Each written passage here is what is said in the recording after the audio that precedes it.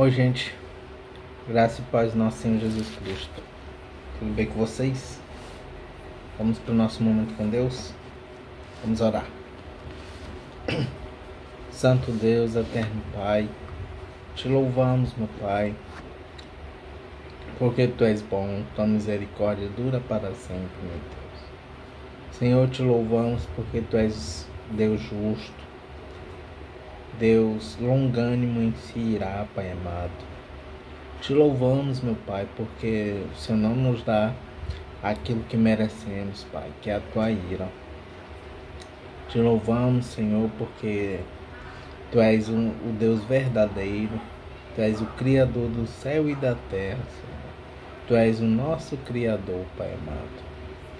Senhor, obrigado por nos trazer aqui para Te buscar, Senhor, para alimentar as nossas almas, Pai amado, porque precisamos a cada dia, Senhor, estarmos conectados contigo, Pai amado, para não pecar contra Ti, meu Pai. Senhor, obrigado pela Tua palavra, que é viva, eficaz, é transformadora, Senhor. Senhor, e continue nos transformando a cada dia, transformando nosso coração, transformando a nossa mente, Pai amado. E que Tua palavra, meu Pai, continue chegando àquelas pessoas, Senhor, que não Te conhecem, Pai amado, naqueles lugares que ainda não ouviram falar do Teu Evangelho, Senhor. Que possa chegar lá e fazer adoradores a Ti em espírito e em verdade, Pai. Em nome de Jesus, amém. Vamos para o devocional de Spurgeon.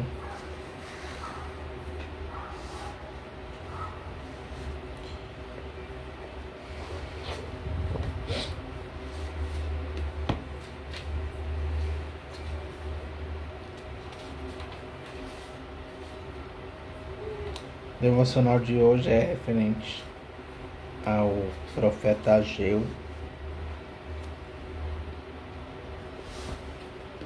Ageu capítulo 1.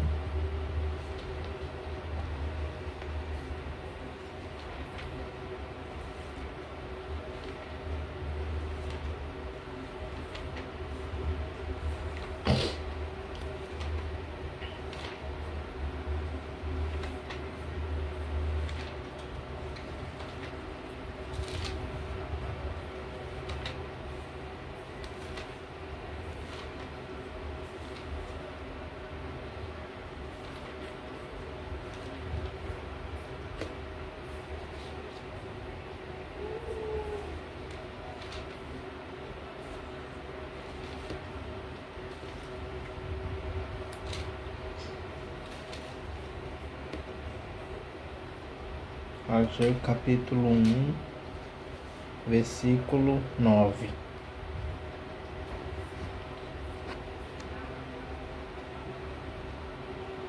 Mas nós vamos ler do versículo 1, ao 9, tá? Que diz assim a palavra do Senhor. Deus ordena a reconstrução do templo.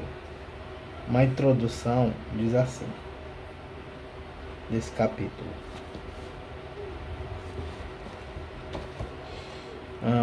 O povo achava que precisava primeiro garantir seu sustento e que a reconstrução do templo poderia ficar para depois.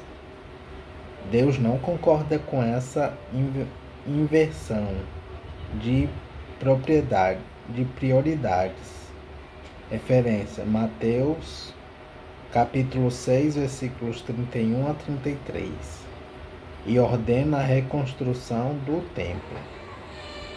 E a palavra de Deus inicia assim: No segundo ano do reinado de Dário, rei da Pérsia, no primeiro dia do sexto mês, o Senhor Deus mandou uma mensagem por meio do profeta Ageu.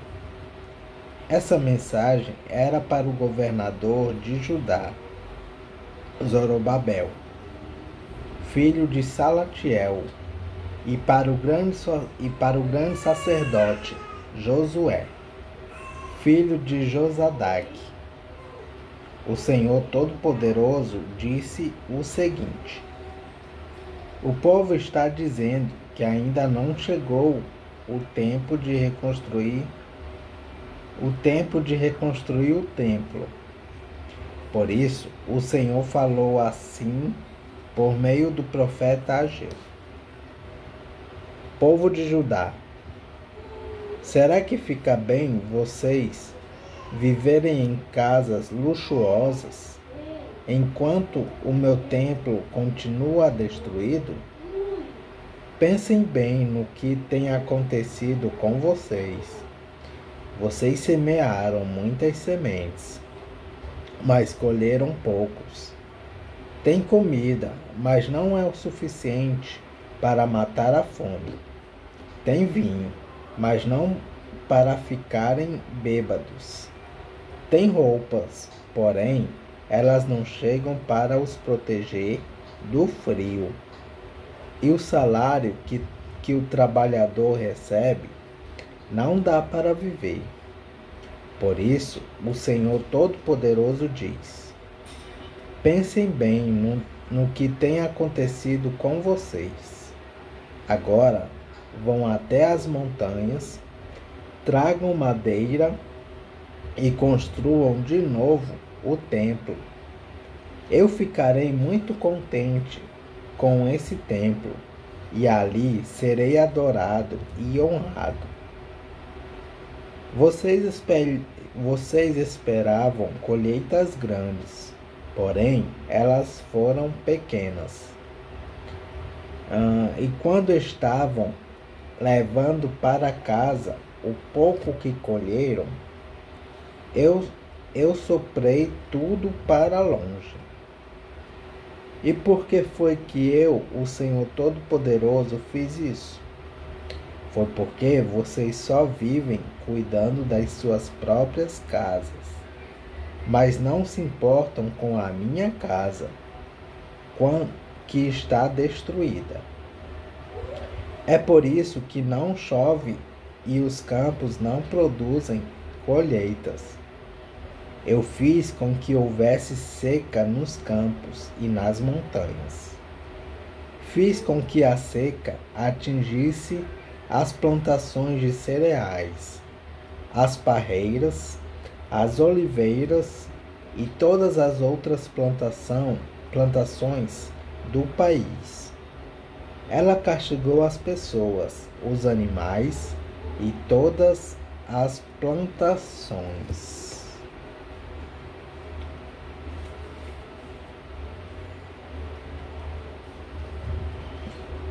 Vamos ver o que Spurgeon nos diz sobre isso.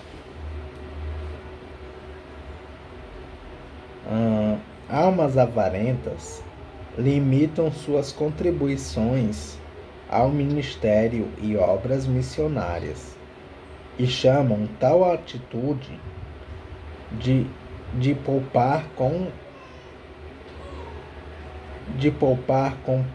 parcimônia, mas nem imaginam que estão, na verdade, empobrecendo. Sua desculpa é que precisam se preocupar com suas famílias e esquecem que negligenciar a casa de Deus é o caminho certo para que a ruína venha sobre suas casas. Nosso Deus tem um método em sua providência pelo qual Ele pode nos tornar bem-sucedidos em nossos esforços, muito além da nossa expectativa, ou pode acabar com os nossos planos, gerando assim confusão e desânimo. Ao mover a sua mão, Ele pode direcionar nosso barco para um leito ou encalhá-lo até a pobreza e a bancarrota. É um ensino da Escritura que o Senhor enriquece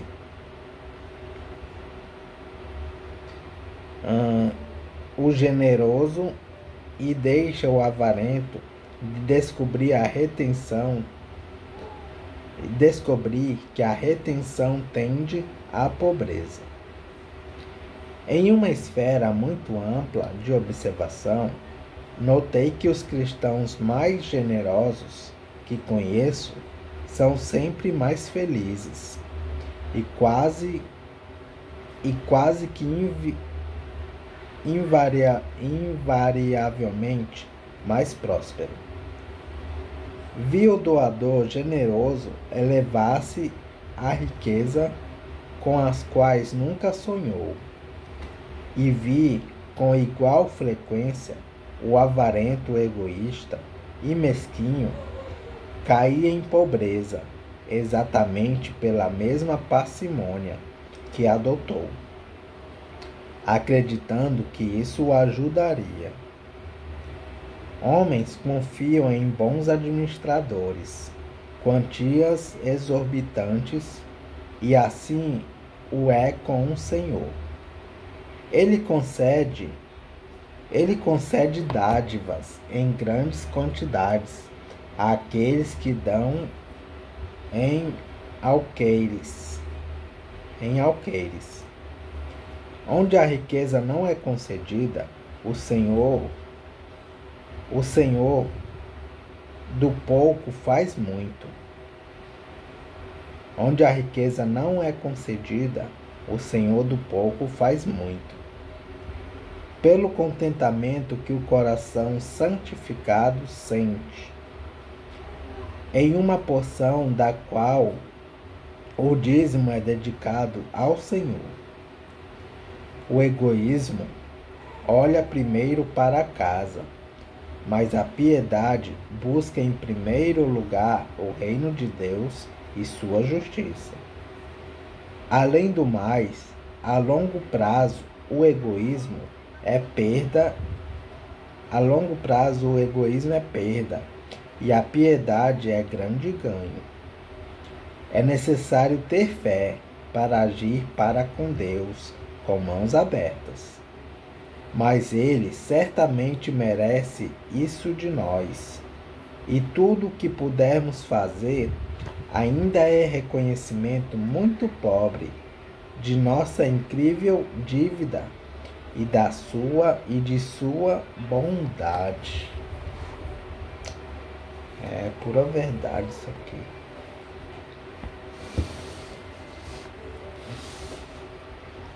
Vamos para a leitura em Salmos. Salmos de número 29.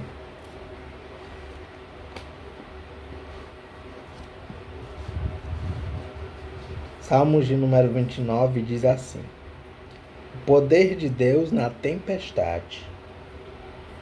Uma introdução desses salmos diz: Salmo de Deus Rei. Vem referência, introdução do Salmo 3, versículo 4. Em louvor a Deus pelo seu poder demonstrado na tempestade. Primeiro, os anjos ou deuses são chamados para louvarem a Deus de Israel. Versículos 1 a 2. Segundo, o poder de Deus na tempestade. Versículos 3 a 9. E terceiro, Deus domina o universo e abençoa o seu povo. Versículos 10 a 11. E os salmos iniciam assim. Salmos de Davi. Anjos, louvem a Deus, o Senhor. Louvem a sua glória e o seu poder. Deem ao Senhor a honra que ele merece. Curvem-se diante do Senhor, o Santo Deus, quando ele aparecer. A voz do Senhor é ouvida sobre as águas. O glorioso Deus troveja. e sobre os mares se ouve a sua voz. A voz do Senhor é cheia de poder e majestade. A sua voz quebra as árvores de cedro, quebra até os cedros dos montes Líbanos. Os montes Líbanos, ele faz saltar como bezerros. O monte Hermon, ele faz pular como um boi novo. A voz do Senhor faz brilhar o relâmpago. A sua voz faz tremer o deserto. O Senhor faz tremer o deserto de Cádiz. A voz do Senhor sacode os carvalhos e arranca as folhas das árvores. Enquanto isso, no seu templo, todos gritam glória a Deus. O Senhor Deus reina sobre as águas profundas. Como rei, ele governa para sempre. O Senhor dá força ao seu povo e o abençoa, dando-lhe tudo o que é bom. Amém. Vamos para algumas referências e comentários do Salmo 29.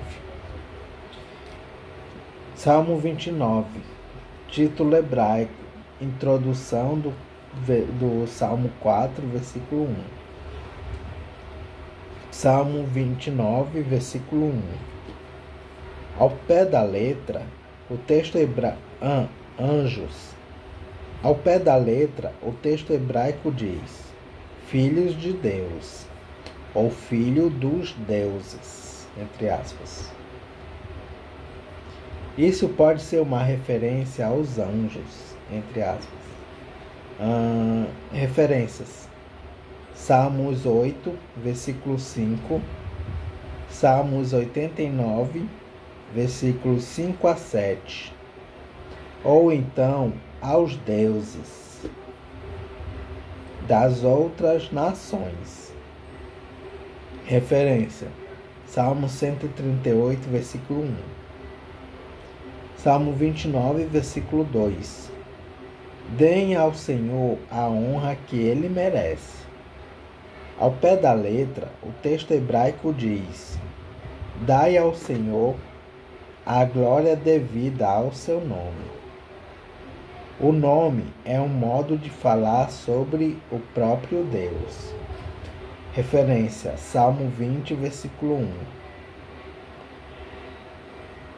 Quando ele aparecer. Também se pode traduzir assim: com roupas santas, ou no seu belo templo. Salmos 29, versículo 3. A voz do Senhor. Esta expressão aparece 7 vezes nos versículos 3 a 9, para dizer que as forças da natureza são uma manifestação do poder de Deus.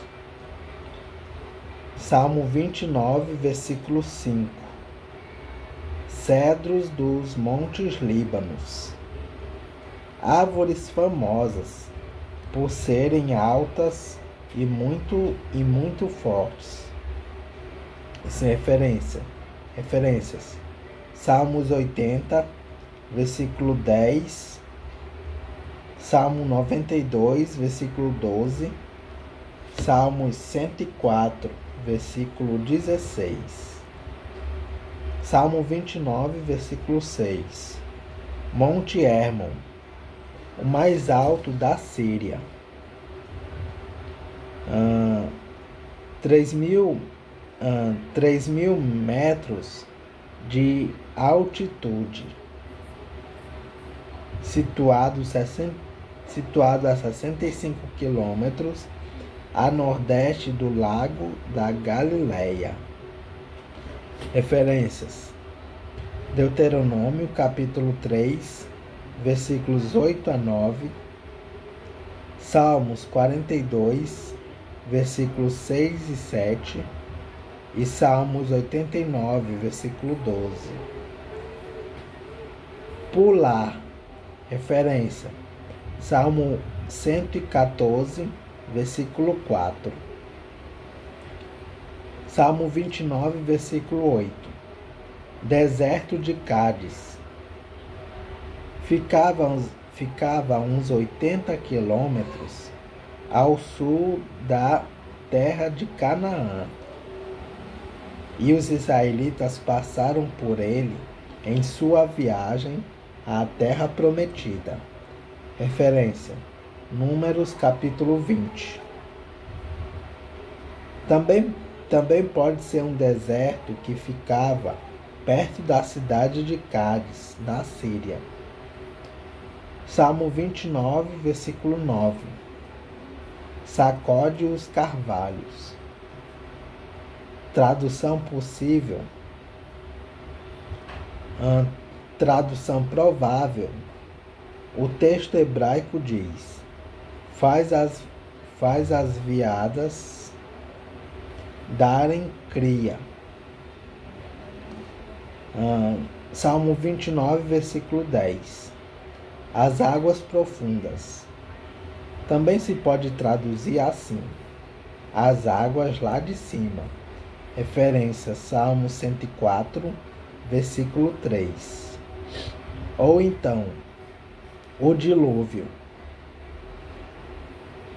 Rei. Referência: Salmo 93, versículo 1. E por fim, Salmo 29, versículo 11. Tudo que é bom. Tradução da palavra hebraica Shalom. Shalom, que geralmente é traduzida por paz. Shalom não só quer dizer ausência de inimizades e brigas. Referência: Salmo 34, versículo 14. Mas inclui também tranquilidade, segurança, saúde, prosperidade, felicidade e bem-estar material e espiritual para todos. Referências: Salmo 125, versículo 5, Salmo 128, versículo 6 e Gálatas, capítulo 6, versículo 16. E é isso, gente. Salmos de número 29. Que Deus os abençoe.